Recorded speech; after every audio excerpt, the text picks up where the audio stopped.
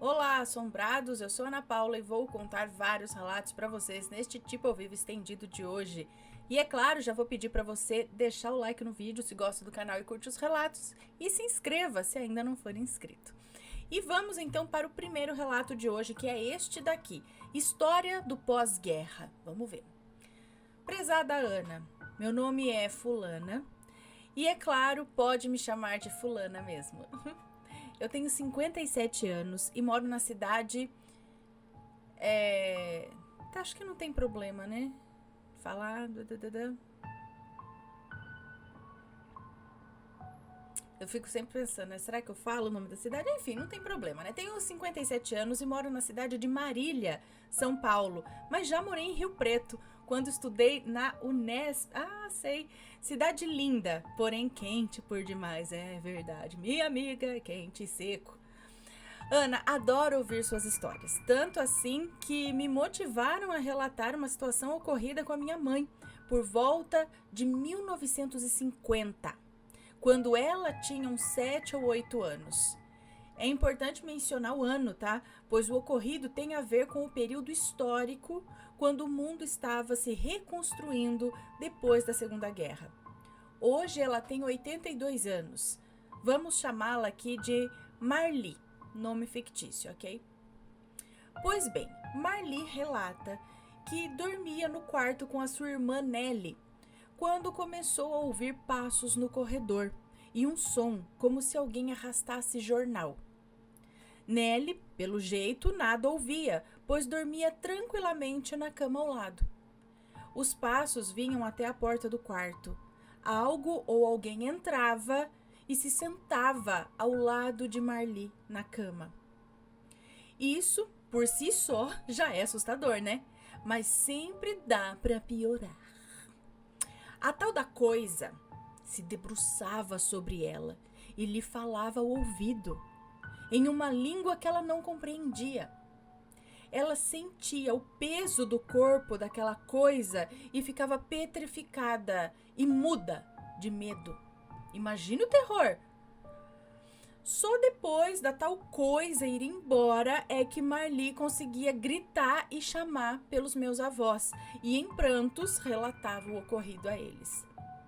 No início, os pais acharam que era um sonho ruim e tentaram acalmá-la e convencê-la disso. Entretanto, com a frequência desses eventos, Marli já não conseguia mais ter paz. Não conseguia comer, não conseguia brincar, estudar, e a hora de ir para a cama tornou-se uma tortura para a menina.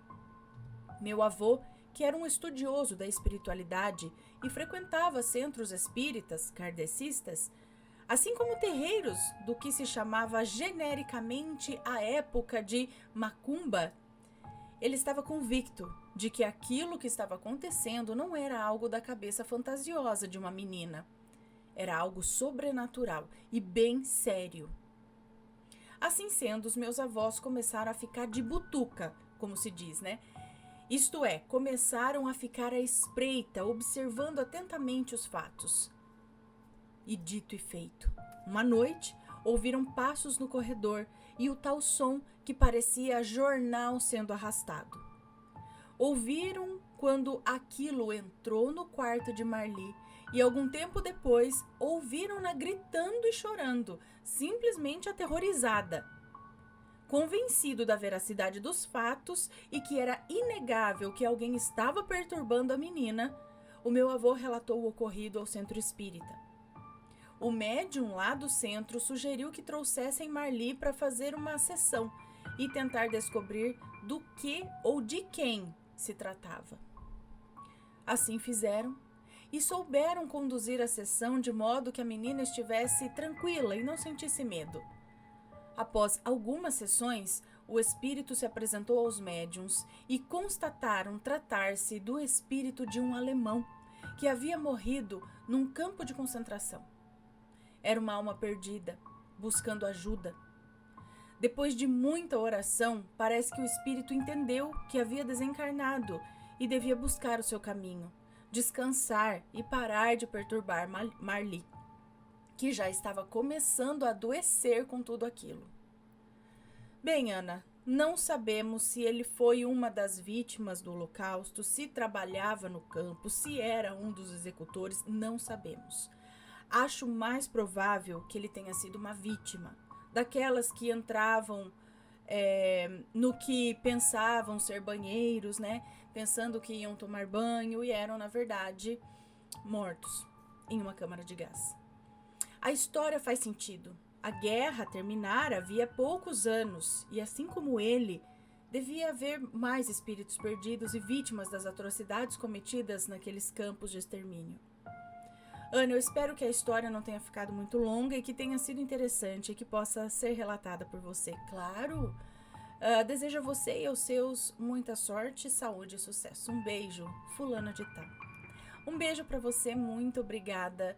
Interessante, né, a menina dizer que não entendi o que ele falava e tudo ali na mesma época e tal.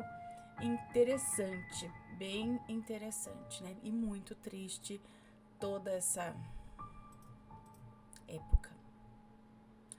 Bom, vamos para o próximo relato, que é este: Experiências bizarras de uma criança esquisita. Oi, Ana. Olá para você, para o Matheus, para os pets, para os telespectadores assombrados. Eu sou a Fulanilda do Rio Grande do Sul e conheci o canal recentemente, mas já amo de paixão. Uma das primeiras coisas que fiz quando ganhei acesso à internet, quando eu tinha meus 5 ou 6 anos, foi pesquisar sobre lobisomens. Sempre fui fascinada por esses seres e já maratonei todos os seus vídeos que achei sobre. Apesar de ter apenas 16 anos, o que é pouco para viver muitas coisas, eu já fui muito assombrada. Vou contar mais de um relato, pois todos são bem curtinhos, tá? Então, sem mais enrolação, vou contar aqui por ordem cronológica. Já troquei todos os nomes e não tem problema em citar locais. Ok, vamos lá. Então, relato número 1. Eu tinha meus 6 ou 7 anos e conheci meu avô paterno pela primeira vez, já que ele e minha avó eram divorciados já fazia muito tempo. Algo que me marcou foi que ele era esguio, magro e bem alto, lembrem-se disso. O dia foi incrível, brinquei com ele, meus tios mais novos e a minha irmãzinha, que na época era recém-nascida. Alguns meses depois, meu pai me recebeu na casa da minha avó Matilda, onde eu ia todos os finais de semana. Ele me recebeu com uma notícia. O vovô Victor virou estrelinha. Eu me conformei rápido, já que não o conhecia muito, mas ainda assim eu fiquei sentida. Na semana seguinte as coisas mudaram. Um final de semana em que estava em Camobi, na minha avó, fui ao banheiro e vi algo negro sentado na beirada do vaso.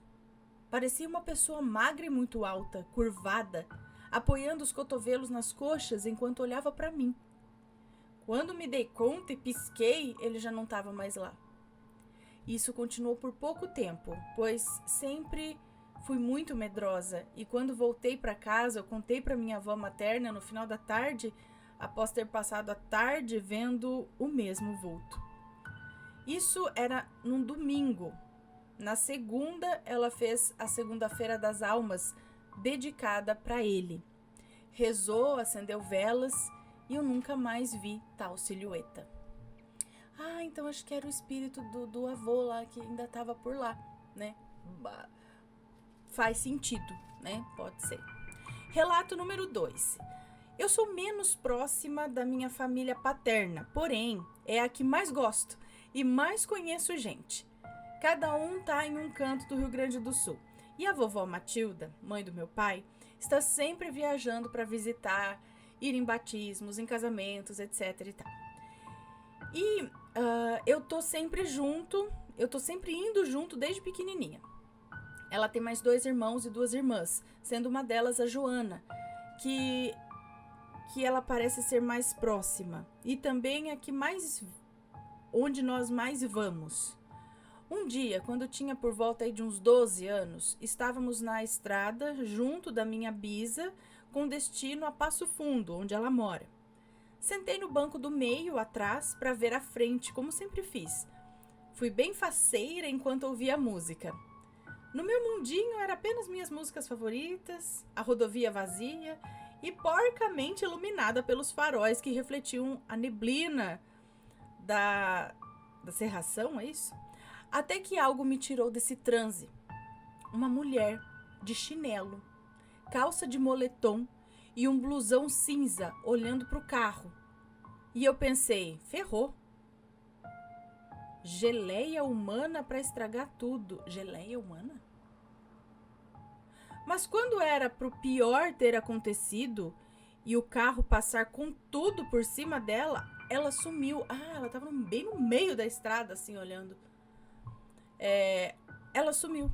Ana, eu fiquei muito confusa e olhei para trás. Não tinha mais nada. Só mato de ambos os lados. Alguns metros à frente veio a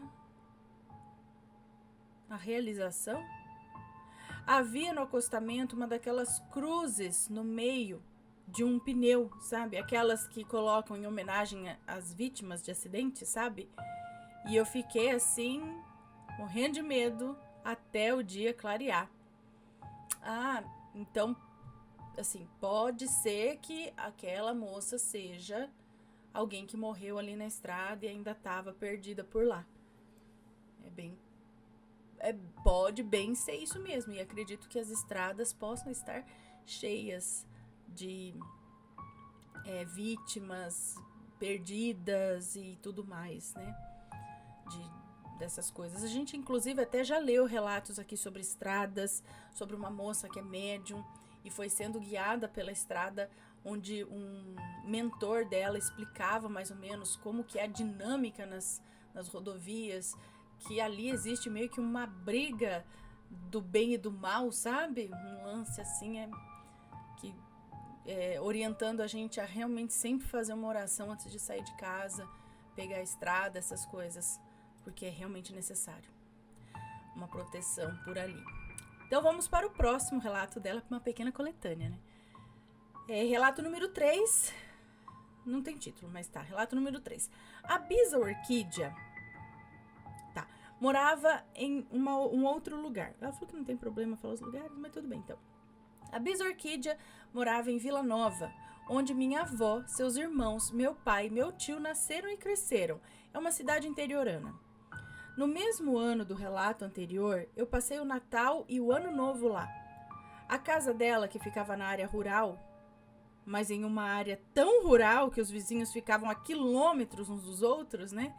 E para um contexto aqui, na casa tem um corredor em formato de L, que dá acesso aos quartos.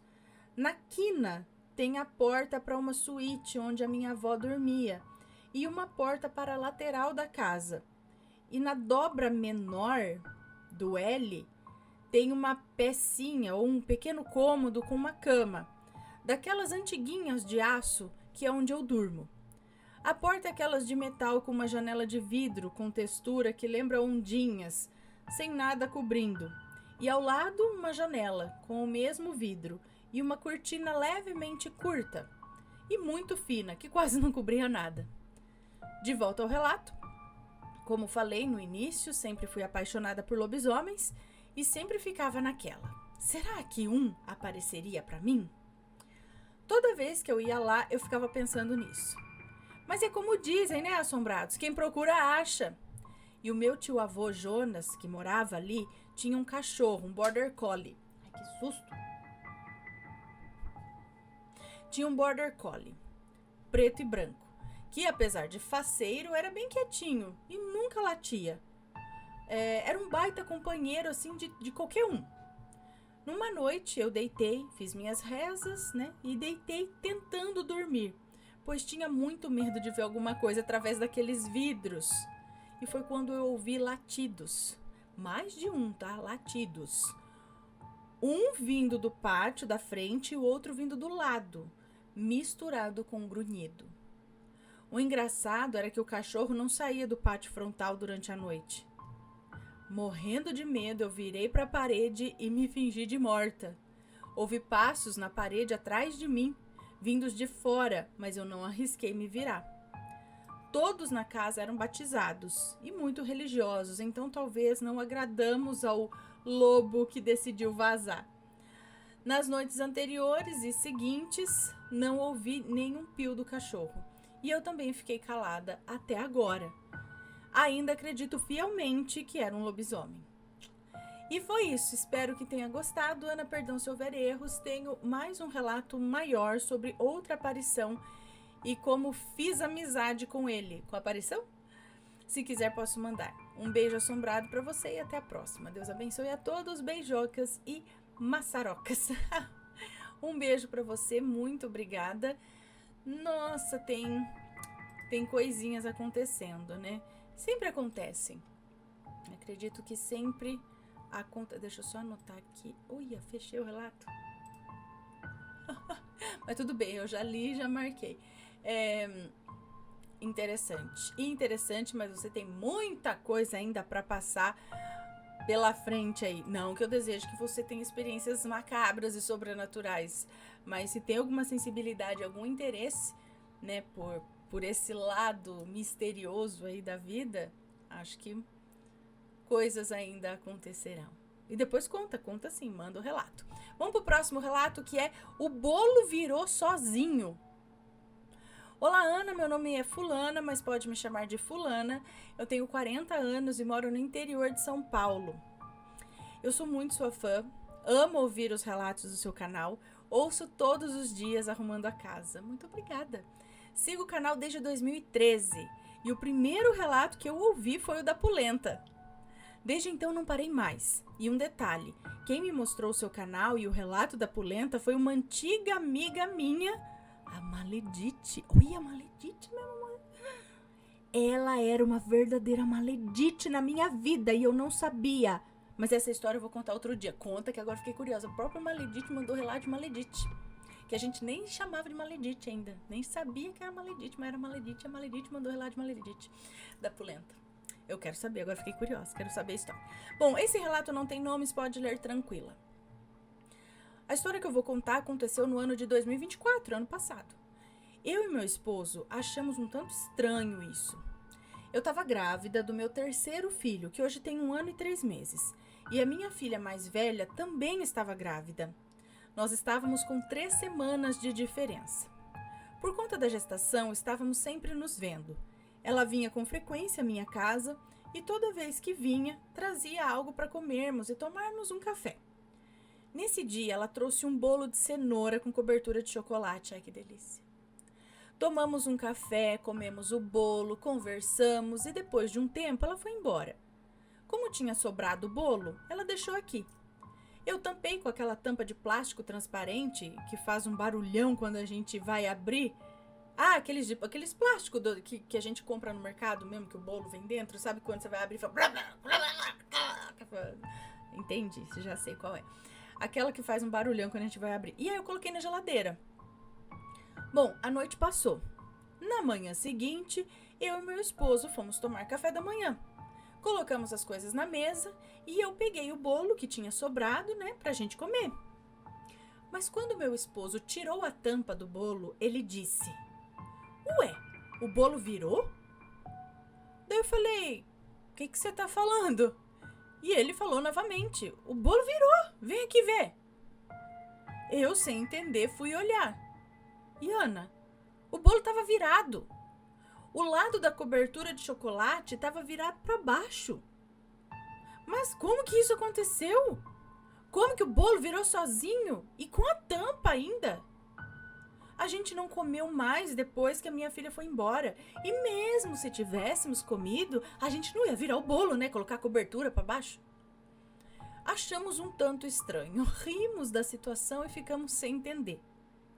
Enfim, esse é o meu relato. Eu sei que não tem nada de assombrado, tem sim, mas achei interessante contar e compartilhar com os assombrados, pois já ouvi alguns relatos no seu canal relacionados a bolos e doces. Bom, é isso, Ana. Desculpa se o relato ficou grande. Nada, curtinho.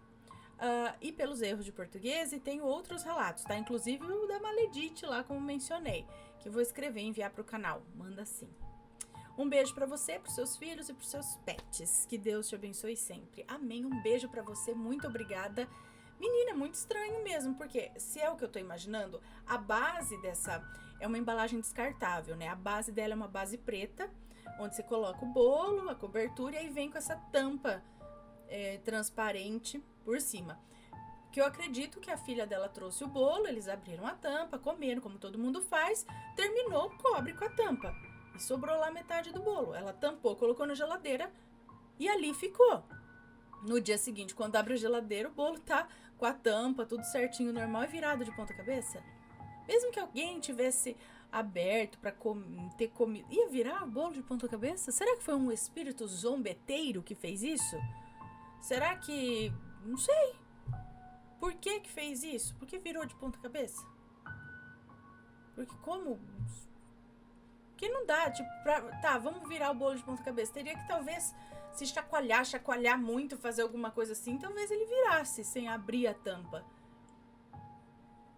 E aí, vocês têm alguma opinião? Digam, já aconteceu algo parecido? Contem, que a gente quer saber. Vamos pro próximo relato, que é: espiei pela janela. Ai, gente, eu tô com calor. Aqui tá assim, é frio, é calor, o tempo todo. Oi, assombrados, aqui quem fala é a fulana. Espero muito que esse relato chegue até vocês. Eu vou tentar ser o mais objetiva possível. Eu sou de Pernambuco, minha família é toda do agreste do Pernambuco, perto lá da Paraíba. Sempre ouvi histórias e relatos sobre as aparições dos lobisomens, porém só histórias. E sempre achei que essas aparições ocorriam apenas em locais meio desertos, em sítios, estradas e tal. Há uns 4 anos eu vim morar em São Paulo. Trabalho perto de casa pela parte da tarde. Eu não vou lembrar o dia da semana exatamente, mas eu lembro do horário que isso aconteceu. Eu cheguei em casa, era por volta de umas 10h20 da noite.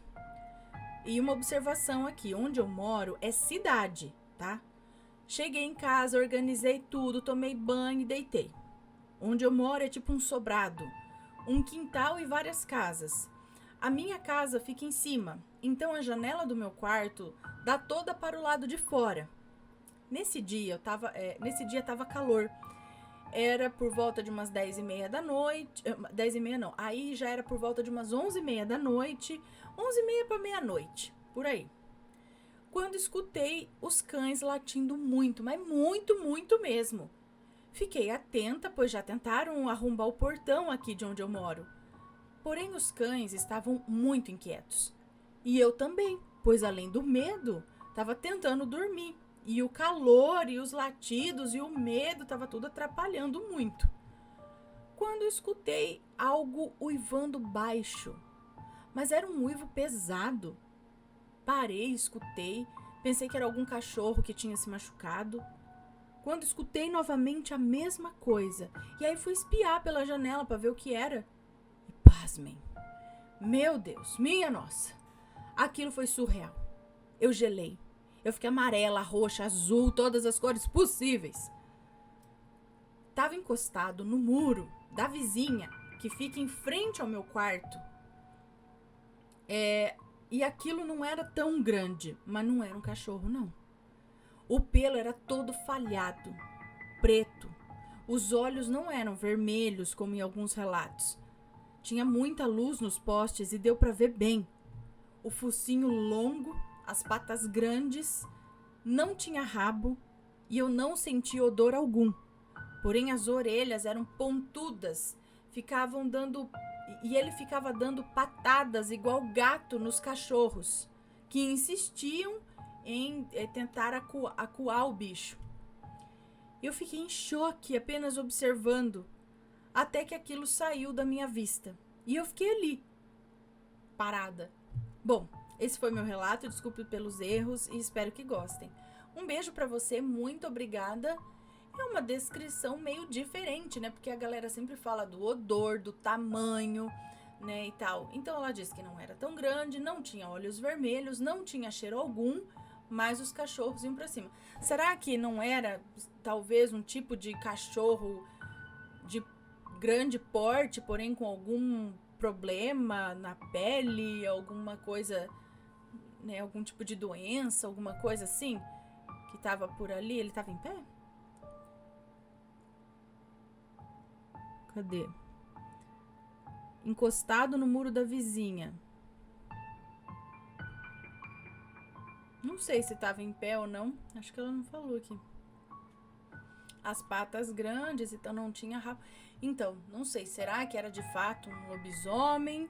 Era outro bicho estranho, como a gente já leu em outros relatos aí? Ou um animal com algum problema, algum tipo de mutação, ou algum tipo de doença que deixa ele estranho? Não sei, deixem suas opiniões. Vamos para o próximo relato, que se chama O Livro. Olá, Ana, Mateus, crianças e assombrados. Meu nome é Fulana e que legal falar isso. Venho contar para vocês uma história que aconteceu comigo nesses últimos meses. Bom, eu sou viciada em leitura, Ana. Amo livros de suspense e atualmente estou apaixonada pela escrita de uma autora que lança um livro atrás do outro. Pois bem, já havia lido tudo publicado por ela até o fim de maio. Não encontrei mais nada desde então. Eis que vejo uma publicação no TikTok sobre um livro novo, lançado agora no começo de junho. O título era novo para mim. Eu tinha certeza que eu não tinha lido ainda. Sendo assim, tratei de conseguir logo um documento... Tratei de conseguir logo um documento de EPUB, não sei nem o que é isso, para ler no Kindle. Mas assim que iniciei a leitura, percebi que já tinha lido há tempos. Eu sabia a história, o plot e o fim. Fui pesquisar se já tinha sido publicado algo sobre ele, ou se tinha algum filme, e nada. Agora eu tô aqui super encucada com tudo isso. Como é que eu li esse livro se ele foi publicado mês passado? Nesse período eu não li nada dessa autora. Olha, eu não faço ideia. Bom, se for interessante... se for interessante, não sei, o nome da autora é Frida McFadden. Não sei se é assim que fala. E o livro é As Sete Chaves. Obrigada, Ana, por ler o meu curtíssimo relato e continuem sempre esse trabalho maravilhoso que dá a oportunidade de contarmos o que não contaríamos a qualquer pessoa. Um beijo e Deus abençoe vocês sempre. Amém. Um beijo pra você. Muito obrigada. Então, se alguém aí souber de alguma coisa, realmente esse livro é novo e foi lançado agora, de fato, mesmo. Mas você já conhecia. Tem outros relatos aqui no canal relacionados a isso, viu? Que a pessoa sabe toda a história de um livro, diz que leu, tem certeza que esse livro estava por aí um dia, mas agora não acha mais o livro de jeito nenhum, ninguém conhece, diz que o livro simplesmente não existe. E a pessoa fala, cara, mas eu já li esse livro. Tem outros relatos assim também. Será que de repente, como eu sempre digo, em uma outra dimensão, sei lá? Não sei. O que vocês acham? Deixem suas opiniões sempre com respeito, por favor. Vamos para o próximo e último relato curtinho de hoje, que é este. Não tem título. Relato sobre roça. Olá, você poderia contar meu relato sobre roça? Então vamos lá. Me chamo Fulana, moro na zona rural do Espírito Santo. Há um tempo atrás, eu morei numa casa exatamente perto do local onde eu moro atualmente. Foi bem na quaresma e eu estava com meu marido sentado ali na varanda conversando junto com um casal de amigos, quando um amigo sentiu um fedor de bode. Porém, na redondeza não tinha criador de bode e nem de cabra. Nesse exato momento, eu olhei para a plantação de café que tinha ali na frente da minha casa e vi um homem estranho me observando. E esse suposto homem andava no meio da plantação. Ele estava andando no meio da plantação. Imediatamente eu chamei todo mundo para entrar e ir dormir, pois estava ficando tarde. Peraí, o casal de amigos também ia dormir na sua casa, é isso? Era quaresma, era noite. Bom, chamou para dormir, era noite. Chamei todo mundo para entrar, estava ficando tarde. Quando estávamos nos preparando para deitar, todo mundo na casa ouviu um estrondo enorme do lado de fora. Só que ninguém saiu para ver. No dia seguinte, meu marido foi trabalhar e encontrou a mesa que usávamos para tomar café de pernas para cima no chão ali da casa. E os copos que eu havia deixado de fora, que acho que essa mesa ficava lá, né, do lado de fora, os copos que eu havia deixado lá fora, só os cacos. Acredito que esse ser ficou furioso e quebrou as coisas porque talvez queria fazer mal a nós e não conseguiu.